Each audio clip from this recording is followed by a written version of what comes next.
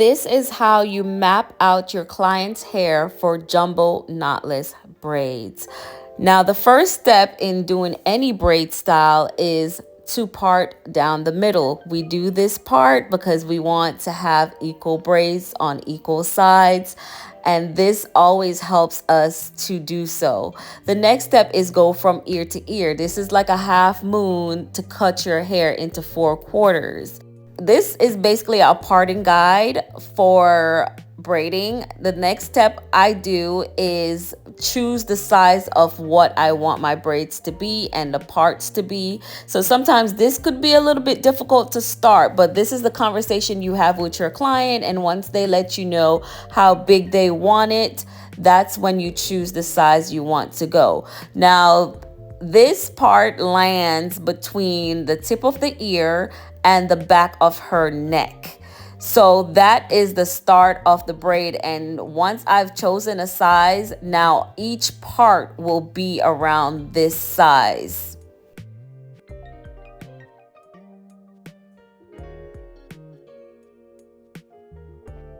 So now basically braiding her hair, and as you can tell, my client has a lot of hair. It's beautiful 4B, 4C hair texture.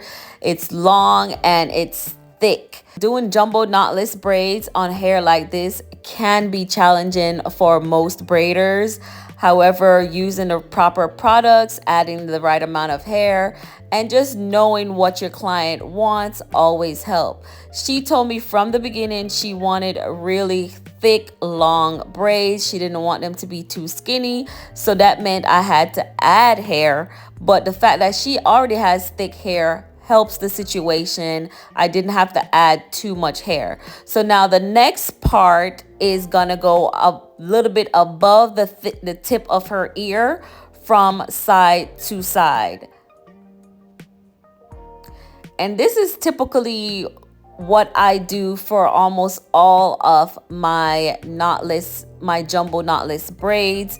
This is how I map out the client's hair, and this is how I get them to lay how I want them to lay so that they are pleased with it and I am pleased with it.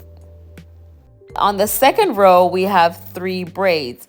Like I said, this is my jumbo knotless. Everyone else is different, you guys. You cannot put every braider in the same category because some people's jumbo is way smaller than this. Other people's jumbo is even bigger than this. So this is my technique for it. You guys could go smaller if you like, or you can go bigger if you like, but this is how I get it done. Because her hair is nice and full, you have to use the proper products. I am using Shine and Jam right now to slick her hair down. This always helps. I use the orange bottle, and this helps to just slick her hair down. And as I'm braiding down, I'm using the same product on her natural hair just to straighten it out and smooth it out as I go. And I use the precision comb to comb it out. And then I'm adding hair because she wants it to be longer. So I'm adding hair as I go. The next part is a little half moon above that. And as I'm parting, I'm just making sure each part looks like the same amount of space between them. So you have to pull the hair up sometimes and look at the part below that, or the braids below that, to see how thick are these braids below it.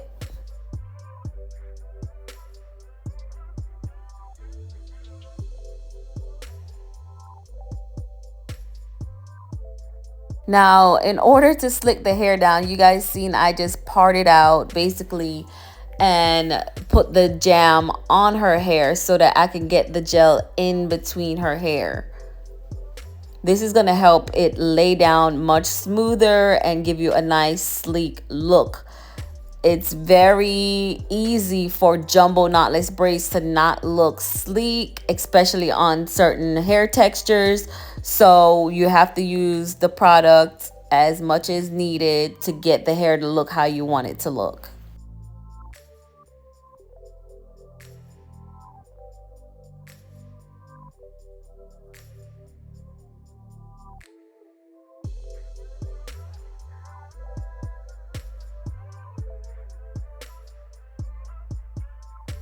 And as I'm braiding down, I'm going to do knots because she wants the ends to be curly. So I'm going to take a small strand and I'm just going to make some knots. I'll slow it down later on in the video so you guys can see exactly what I'm doing to get those knots. And then I am at the top of the half moon that goes from ear to ear, and I'm just gonna throw 2 braids into that top part. So far, all we have is 4 rows done for these jumbo braids. So this is the 4th row and we're almost done. Basically, half the head is done after this. Now, a style like this typically takes about 2 hours to complete. Sometimes a little bit more, sometimes a little bit less. It just depends on if you are a fast braider or not, and just the length of the hair that's needed.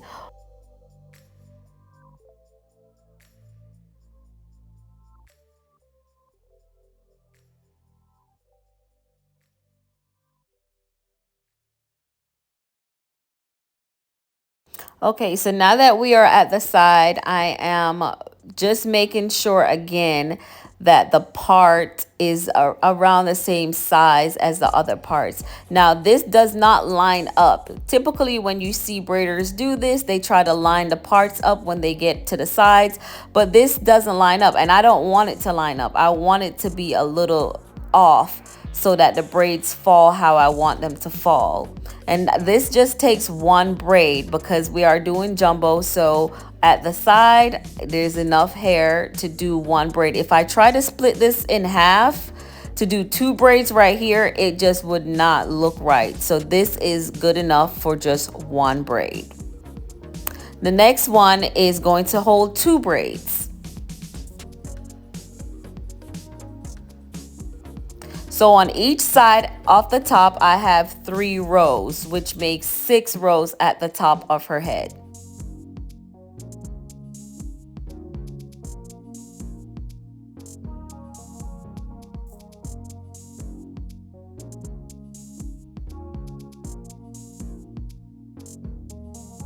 And as you can see, I'm just picking the hair up off the stand because I already know the size or how much hair I want to add to make it the size of her braids.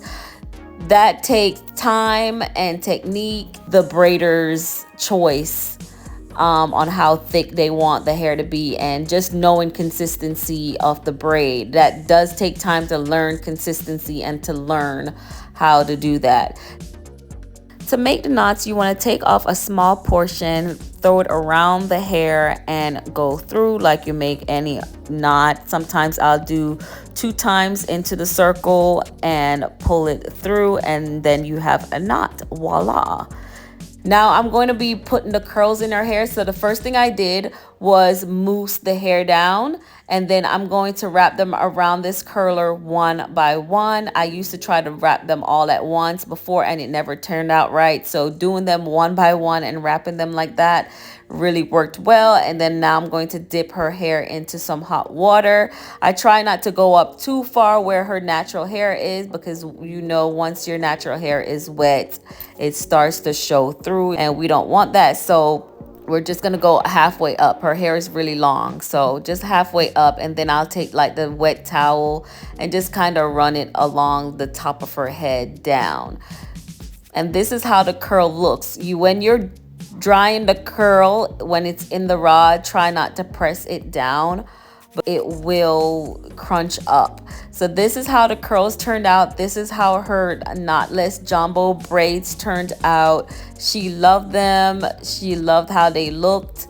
They were really thick and full and long like she wanted.